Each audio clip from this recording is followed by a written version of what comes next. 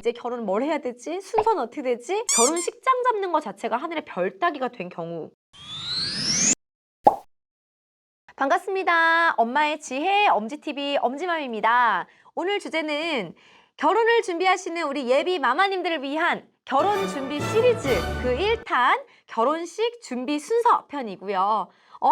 막 엄지맘도 예전에 결혼 준비했던 그때가 막 떠올라서 다시 결혼하고 싶다 이런 생각이 드는데, 이 영상을 보시면서 우리 예비 마마님들께서 이제 결혼 뭘 해야 되지? 순서는 어떻게 되지?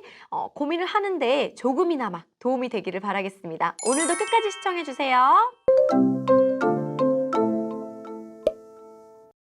네, 우선 결혼 준비에서의 첫 번째 신호탄, 바로 상견례죠. 사실 상견례를 요즘은 첫 번째 스텝으로 두지 않고 준비를 하면서 식장에 들어가기 전 마지막에 부모님들을 이렇게 서로 인사드리는 자리로 하는 분들도 굉장히 많은 것 같아요.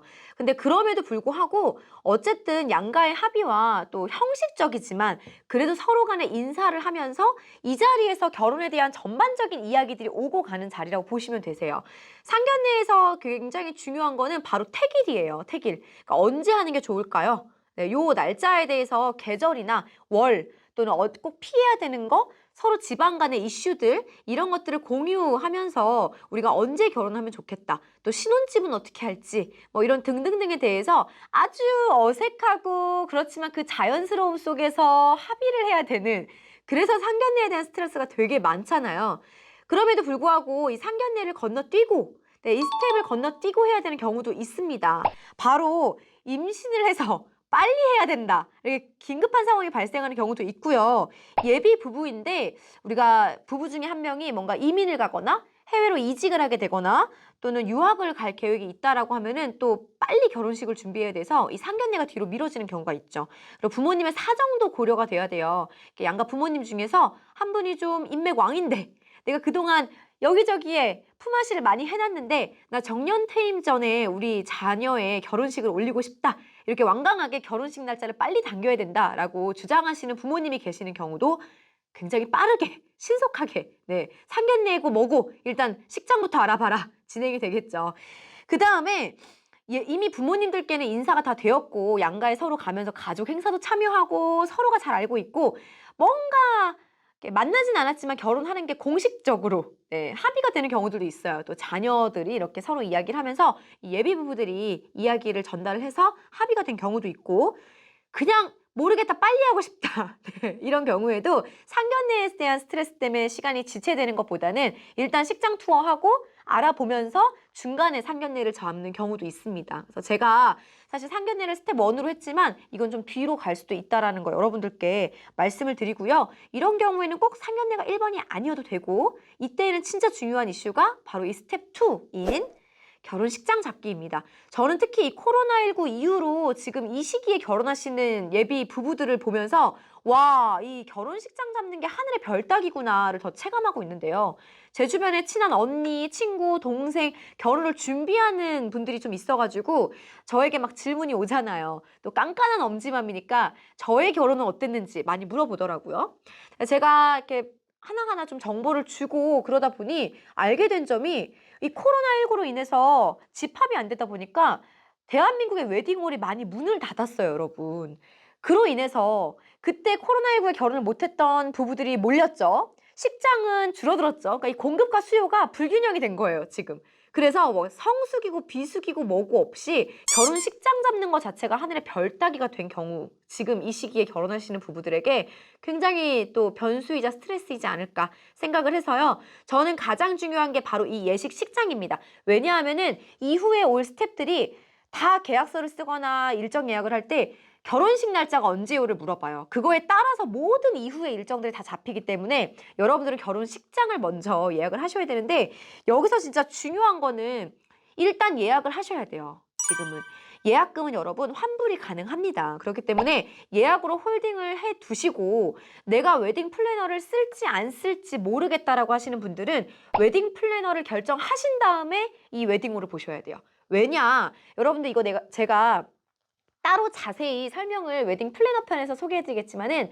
내가 만약에 결혼식장을 우리 예비 부부 둘이서 데이트하면서 알아보러 갔어.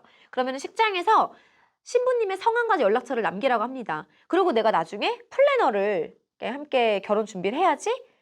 준비하잖아요? 저 이 식장으로 예약하고 싶어요라고 하면은 플래너가 추가 할인해 줄 수 있는 부분이 추가 할인이 안 돼요. 제가 이전에 이미 상담을 받았던 그 신부의 기록이 있기 때문에 최초에 나왔던 견적으로 예식장은 견적서를 또 발행을 합니다. 그래서 이런 기록이 좀 남는다라는 걸 여러분들이 업계의 특징으로 좀 기억하시고 내가 플래너를 쓸지 말지 결정을 하시는 게 우선이 될 수도 있어요. 식장을 투어하는 것보다. 저는 이거 하나의 꿀팁이라 생각하는데 이 자세한 내용은 제가 스텝별로 다시 여러분들에게 시리즈로 소개해드리는 이 편에서 확인해 보시면 되겠습니다. 그 다음 스텝 3.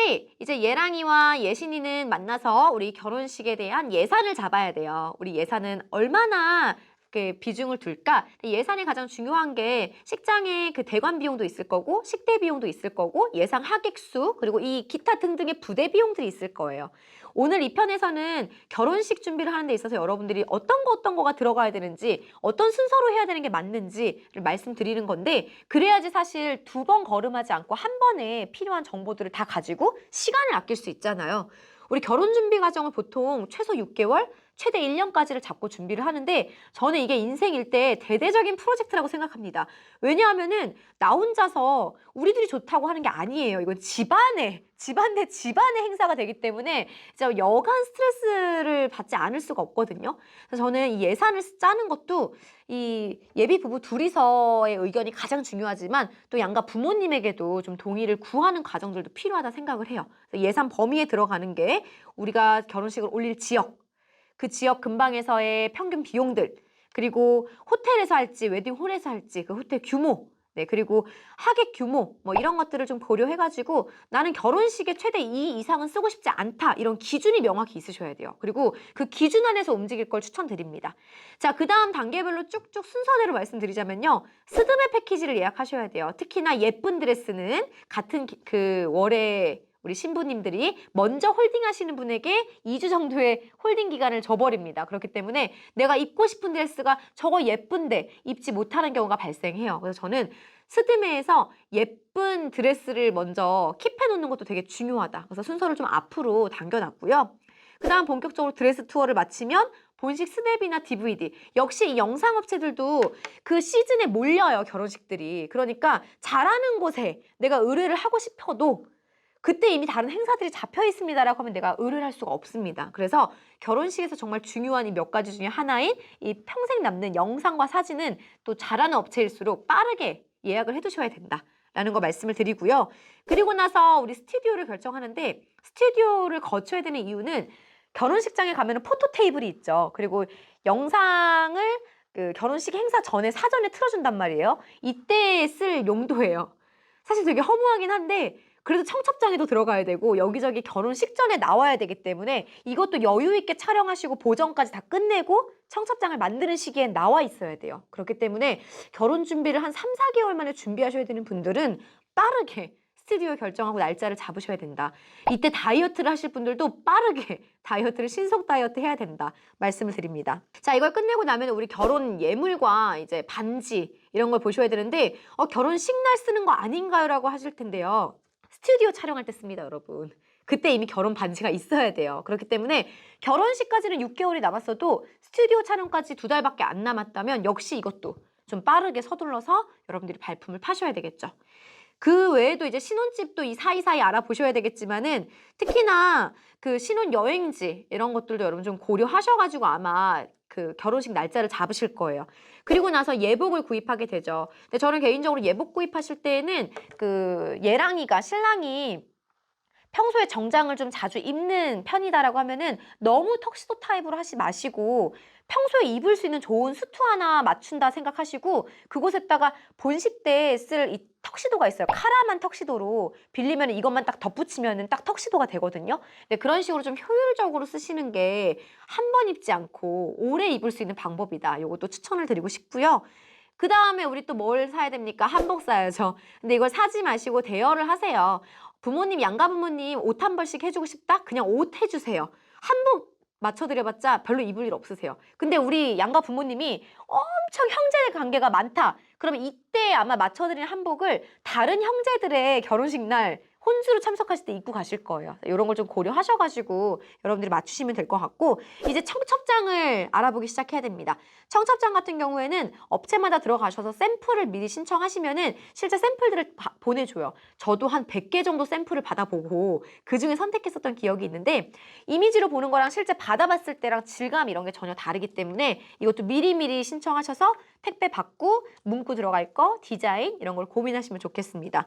그러고 나면 패백 음식을 준비할 때가 와요. 결혼이 임박했다라는 거죠. 보통 한 달 전에 음식을 미리 예약하는데, 사실 이것도 내가 성수기라고 부르는 봄이나 가을에 결혼식을 한다라고 하면은 여러분 좀 미리미리 준비하셔야 돼요. 그땐 진짜 몰려있는 시즌이기 때문에. 근데 요즘은 비수기라고 해도 딱히 비수기가 아니기 때문에 저는 이것 또한 여러분 체크리스트에 있으면은 순서대로 처리하시면 좋겠다 생각을 하고, 패백을 건너뛰는 분들도 있지만 또 어떤 부모님들 중에는 나도 누구누구 너네 고모 아들 결혼할 때 패백에서 돈을 다 뿌렸는데 우리도 해야 된다. 이렇게 뭔가 회수의 의미로 패백을 하고자 하시는 부모님들이 계실 수 있어요. 저는 개인적으로 패백을 추천해요. 왜냐면 패백 음식에 들어가는 비용보다 거기서 패백비로 받는 게 훨씬 커요. 그래서 저는 패백비로 받은 게 저희 실제 여행 경비의 50% 이상을 그 패백으로 받았기 때문에 또 쏠쏠하게 안 하는 것보다는 그래도 하나의 또 추억이지 않나라는 생각을 하고요. 패백은 크게 준비할 게 없기 때문에 그냥 음식 업체만 딱 선택해 놓으시면 음식이 배달이 되고 또 한복 입고 잠깐 행사 하나가 더 추가된다. 이 정도로 보시면 될 것 같고요.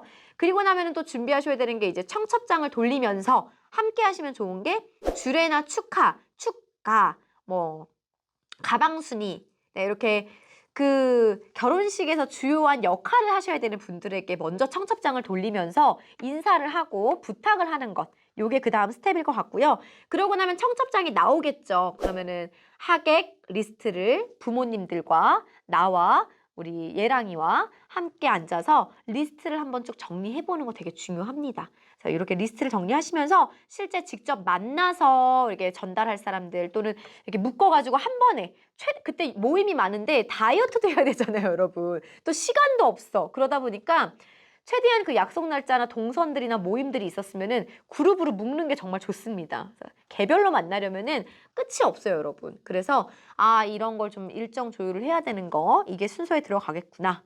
여기까지 좀 빠르게 훑어봤는데 결혼식에 대한 준비였고요. 제가 뛰어넘었던 게 신혼집이나 신혼여행에 대한 내용들을 건너뛰었잖아요. 이건 제가 다음 편에서 더 자세하게 소개를 드릴 거고요. 저는 결혼 준비에서 가장 중요한 게 내가 최고의 결혼식을 해야지, 다 해야지, 또는 적당히 해야지. 이렇게 설정하시면 안 돼요. 선택과 집중이 매우 중요하다 생각합니다. 그래서 우리는 어디에서는 얼마 이상 쓰지 않겠어. 하지만 이 비용을 아낀 대신에 어디에선 내가 아끼지 않을 거야. 그리고 결혼식 안에서도 나는 웨딩드레스는 그렇게 중요하지 않아. 하지만 사진만큼은 너무 중요해. 이런 식으로 뭔가 기준이 있으셔야 돼요.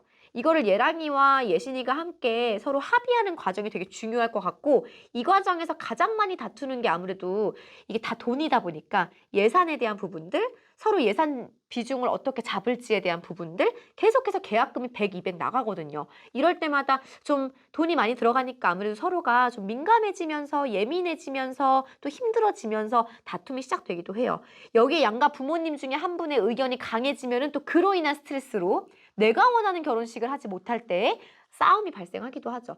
이런 부분을 좀 원만하게 해결하기 위해서라도 여러분들이 이 스텝들을 미리 고려해서 평소에 좀 연애 기간 동안에도 서서히 하나씩 논제를 던져서 좀 합의를 해놓으면 좋지 않을까, 그런 생각을 하고요. 다음 시리즈로는 여러분들 결혼 준비를 하는 데 있어서의 하나하나의 스텝들을 좀 더 자세하게 제가 꿀팁들과 함께 소개를 해드리도록 하겠습니다.